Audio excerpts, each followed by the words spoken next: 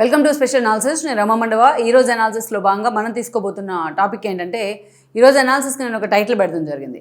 Bhuvaneswari political entry, Chandrababu Naidu green signal అని చెప్పి నేను టైటిల్ పెట్టాను. ఆ అంశం గురించి ఈరోజు మనం మాట్లాడుకునే ప్రయత్నం చేద్దాం. ఈ టైటిల్ చూస్తే చాలా మందికి ఒక డౌట్ రావచ్చు, అసలు భువనేశ్వరి పొలిటికల్గా ఎందుకు ఎంట్రీ ఇవ్వాలనుకుంటుంది? ఆల్రెడీ ఆమె హస్బెండ్ అయిన చంద్రబాబు నాయుడు సీఎంగా ఉన్నారు, ఆమె కొడుకైన లోకేష్ ఈ రోజు మంత్రిగా కొనసాగుతూ వస్తున్నారు. అలాంటిది భువనేశ్వరి నిజంగానే రాజకీయాల మీద ఇంట్రెస్ట్ ఉందా అనే అనుమానం రావడం సహజమే ఎవరికైనా.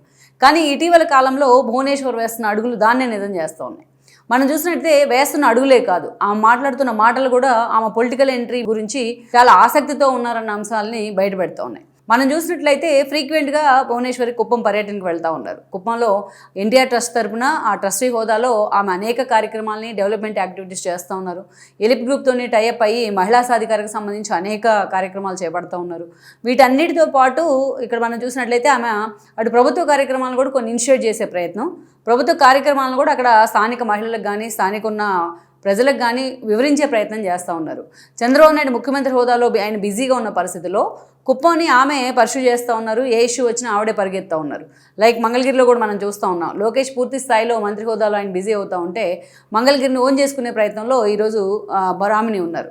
సో వేరాజ్ ఇక్కడికి వచ్చినట్లయితే కుప్పానికి ఆల్మోస్ట్ ఆమె ఎవ్రీ 20 డేస్కి ఒకసారి కుప్పానికి వెళ్ళొస్తూ ఉన్నారు. అక్కడ కుప్పం యూనివర్సిటీ స్టూడెంట్స్తోని అనేకసార్లు ఇంటరాక్ట్ అవుతూ తాను ఎంత డౌన్ టు ఎర్త్ పర్సనాలిటీ అని చూపించుకోవడమే కాదు, అట్ ద సేమ్ టైం పొలిటికల్గా కూడా కొన్ని కామెంట్స్ చేస్తున్నారు. ఇవే ఎప్పుడు కూడా వార్తలో ఉన్నాయి. అన్ని డెవలప్మెంట్ యాక్టివిటీస్ చేస్తూ ఉన్నా వాటికంటే ఎక్కువగా భువనేశ్వరి మాట్లాడుతున్న పొలిటికల్ కామెంట్సే వార్తల్లో ఉంటా ఉన్నాయి. ఇదే భువనేశ్వర్ గారు గతంలో కుప్పం వెళ్ళినప్పుడు ఒక 1.5 month బ్యాక్ ఆవిడ మీరు పొలిటికల్ ఇంట్రెస్ట్ ఉందా అని స్టూడెంట్స్ నుంచి అక్కడ క్వశ్చన్ రావడం జరిగింది. మీరు కుప్పం నుంచి పోటీ చేస్తారా అంటే, కుప్పంలో ఆల్రెడీ చంద్రబాబు నాయుడు ఉన్నారు కదా, ఇక నేనెందుకు అంటూ కూడా ఆవిడ మాట్లాడారు. అదేవిధంగా రీసెంట్ కుప్పం పర్యటనలో కూడా మీరు ఎమ్మెల్యేగా పోటీ చేస్తారని అడిగితే నన్ను ఎవరు గెలిపిస్తారు అని చెప్పి ఆమె చాలా నవ్వుతూ చాలా డీసెంట్గా సమాధానం చెప్పే ప్రయత్నం చేశారు. అంటే ఇలాంటి ఆన్సర్స్ ఇవ్వడం ద్వారానో, ఇలాంటి ఒపీనియన్ ఆమె ఎక్స్పోజ్ చేసుకోవడం ద్వారానో నిజంగానే భువనేశ్వర్కి పొలిటికల్ ఇంట్రెస్ట్ ఉన్నది అనేది ఒకటి ఈ అంశం బయటకు వస్తూ ఉంది. ఈ అంశం టీడీపీ సర్కిల్స్లో కూడా చర్చనీయాంశం అవుతోంది. అందుకు అతీతమేమి కాదు, ఆమెకు ప్యూర్లీ పొలిటికల్ బ్యాక్గ్రౌండ్ ఉన్న ఫ్యామిలీనే, అటు ఇండస్ట్రీ బ్యాక్గ్రౌండ్తో పాటు. తన తండ్రి సుదీర్ఘకాలం ముఖ్యమంత్రిగా పనిచేశారు, విశ్వవిఖ్యాత నటనా సార్వభౌముని పేరు తెచ్చుకున్నారు. ఆ ఇంటి నుంచి పొలిటికల్గా అంటే బాలకృష్ణ ప్రజెంట్ ఎమ్మెల్యేగా ఉన్నారు, గతంలో హరికృష్ణ ఒక ప్రయోగం చేస్తున్నారు.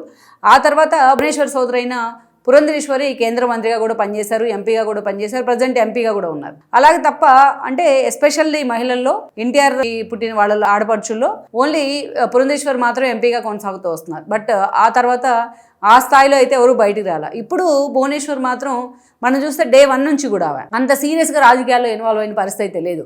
ముఖ్యమంత్రి హోదాలో చంద్రబాబు నాయుడు సతీమణి హోదాలో ఆవిడ అనేక కార్యక్రమాల్లో పాల్గొన్న సందర్భాలను మనం చూస్తూ వచ్చాం. అయితే ఇన్ని సంవత్సరాలుగా ఆవిడ చాలా ఇష్యూస్లో ఇనిషియేషన్ తీసుకున్న తీరు కానీ, అదేవిధంగా చాలా ఇష్యూల్ని ఇనిషియేట్ చేసిన తీరు కానీ మనం చూస్తూ వచ్చాం. అప్పట్లో చంద్రబాబు నాయుడు రైతుల కోసం దీక్ష చేపట్టిన క్రమంలో కానీ కాంగ్రెస్ హయాంలో, ఆ తర్వాత చంద్రబాబు నాయుడు మీకోసం పాదయాత్రలో ఆవిడ ఎన్నోసార్లు కలివిడిగా పాల్గొనడం కానీ ఇలాంటి సందర్భాల్లో చూసాం. కానీ రాజకీయ అంశాల్లో మాత్రం ఆమె ఇన్వాల్వ్ అయిన పరిస్థితి అయితే లేదు. అయితే ఇదే భువనేశ్వర్ని మనం చూస్తే గతంలో అమరావతి ఉద్యమం పీక్ టైంలో ఉన్నప్పుడు ఆవిడ తన కోడలు బ్రాహ్మణితో కలిసి వెళ్ళి అమరావతి ఉద్యమానికి మద్దతు ఇవ్వడం, అందరికంటే ముందుగా అమరావతి ఉద్యమానికి తోడుగా తన చేతి గాజులు తీసివ్వడం, అది అప్పట్లో చాలా సీరియస్గా చర్చనీయాంశమైంది. రైతులకు కూడా కొంత అదొక మోరల్ బూస్ట్ ఇచ్చినట్లయింది భువనేశ్వరి తీసుకున్న నిర్ణయం. ఇక అటువైపు చూసినట్లయితే వైఎస్ఆర్సీపీ నుంచి ఎన్నోసార్లు ఆవిడ పేరుని తెర మీద తీసుకొచ్చే ప్రయత్నం చేసేవాళ్ళు. అటు అసెంబ్లీ వేదికగా భువనేశ్వర్ క్యాట్ను అవమానిస్తూ ఎన్నోసార్లు వాళ్ళు అవహేళన చేస్తే చంద్రబాబు నాయుడు ఏకంగా కన్నీళ్లు పెట్టుకున్న పరిస్థితి. ఒక సుదీర్ఘ రాజకీయ జీవిత చరిత్ర చంద్రబాబు నాయుడుకు. ఎమోషన్స్కి దూరంగా ఉంటారని చెప్తూ ఉంటారు చాలామంది ఆయన గురించి. కానీ ఆయన కూడా తన భార్యని క్యారెక్టర్ అసోసియేషన్ చేస్తే ఆపకుండా అరగంట సేపు మీడియా ముందు కన్నీళ్ళు పెట్టుకున్న పరిస్థితి మనం చూసాం. ఇదే పీక్ అనుకుంటే జగన్మోహన్ రెడ్డి చేసిన పనుల్లో ఏదైతే స్కిల్ డెవలప్మెంట్ కేసులో కేసు చోట కేసు క్రియేట్ చేసి చంద్రబాబు నాయుడు 52 రోజుల పాటు జైల్లో పెట్టే ప్రయత్నం చేశారు. అప్పుడు అసలు భువనేశ్వర్ అంటే ఏంటి అనేది ప్రపంచానికి తెలిసి వచ్చింది. వన్స్ చంద్రబాబు నాయుడిని అరెస్ట్ చేస్తే ఆయన సతీమణి హోదాలో ఉన్న వాళ్ళు ఎవరైనా డీలా పడిపోతారు. ఆ రోజు మనం చూసాం. జగన్మోహన్ రెడ్డిని అరెస్ట్ చేస్తే అటు విజయమ్మను, అదేవిధంగా భారతి, అదేవిధంగా షర్మిల ముగ్గురు వెళ్ళి రాజ్భవన్లో గవర్నర్ బంగ్లా ముందు ఫుట్పాత్ మీద కూర్చున్నారు, ఒక సెంటిమెంట్ పండించే ప్రయత్నం చేశారు. కానీ వేరే భువనేశ్వర్ అలా చేయలేదు, వెళ్ళి రాజమండ్రి సెంట్రల్ జైలు ముందు కూర్చోలేదు.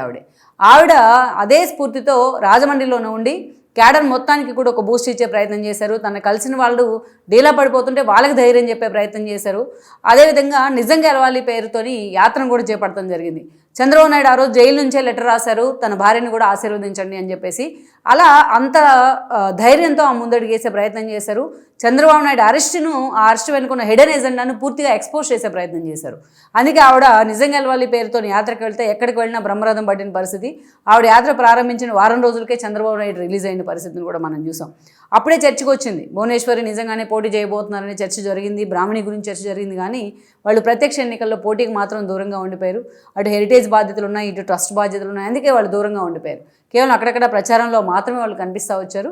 ఇక అధికారంలోకి వచ్చిన తర్వాత లోకేష్ ఈరోజు మంత్రి అయ్యారు, చంద్రబాబు నాయుడు ముఖ్యమంత్రి అయ్యారు. ముఖ్యమంత్రి సతీమణి హోదాలోనూ భువనేశ్వర్ కనిపిస్తూ ఉన్నారు. అంతే తప్ప ఎక్కడ అంత సీరియస్గా రాజకీయాల్లో కూడా ఆవిడ ఇన్వాల్వ్ కావట్లేదు.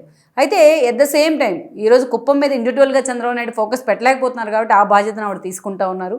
అయితే తీసుకునే క్రమంలోనే ఆవిడ అంత సీరియస్గా ఇన్వాల్వ్ అవడం పట్ల పొలిటికల్ ఎంట్రీ జరుగుతోందా అనే చర్చకి ఈ అంశమే కారణమవుతూ ఉంది. దట్టు ఇప్పుడు నెక్స్ట్ ఎలక్షన్ నాటికి కాన్స్టిట్యున్సీస్ కూడా పెరగబోతున్నాయి. కేంద్ర ప్రభుత్వం అధికారికంగా ప్రకటన చేస్తున్న పరిస్థితి అయితే ఉంది. సో ఆ దిశగా భువనేశ్వర్ మీద చంద్రబాబు నాయుడు ఫోకస్ పెట్టారు అన్న చర్చ జరుగుతోంది. ఇంకోవైపు మనం చూసాం, గతంలో చంద్రబాబు నాయుడు అన్నారు, తెలంగాణ టీడీపీ బాధ్యతలు చూసుకోవడానికి నేను లేకపోయినా అటు భువనేశ్వర్ని కానీ ఇటు బ్రాహ్మణిని కానీ నేను ఇనిషియేట్ చేసే ప్రయత్నం చేస్తాను అని. ఇది కూడా చాలామంది గుర్తు చేసుకుంటూ ఉన్నారు. సో మొత్తానికైతే యాక్టివ్ పాలిటిక్స్ వైపు వచ్చేలాగా భువనేశ్వరి తీసుకుంటున్న ఇనిషియేషన్ మాత్రం ఎవరు కూడా కాదనలేని పరిస్థితి ఇప్పుడున్న సిచ్యువేషన్లో. మొత్తానికైతే ఈ విషయంలో చంద్రబాబు నాయుడు ఎలాంటి డెసిషన్ తీసుకుంటారు, నిజంగా ఆవిడకి ఇంట్రెస్ట్ ఉంది అని ఆయన ఆ అంశాన్ని గమనిస్తే నిజంగా ఆవిడ అడ్డుకునేందుకు కూడా ఆయన ప్రయత్నం చేయరనుకుంటాను. బట్ నిజంగానే భువనేశ్వరి కేవలం స్పీచ్ల వరకో లేకపోతే కుప్పాన్ని చూసుకోవడం వరకో పరిమితం అవుతారా, నిజంగానే పొలిటికల్గా ఎంట్రీ ఇస్తారనేది మాత్రం ఇప్పుడు ఒక హాట్ టాపిక్ అనుకోవాలి టీడీపీలో.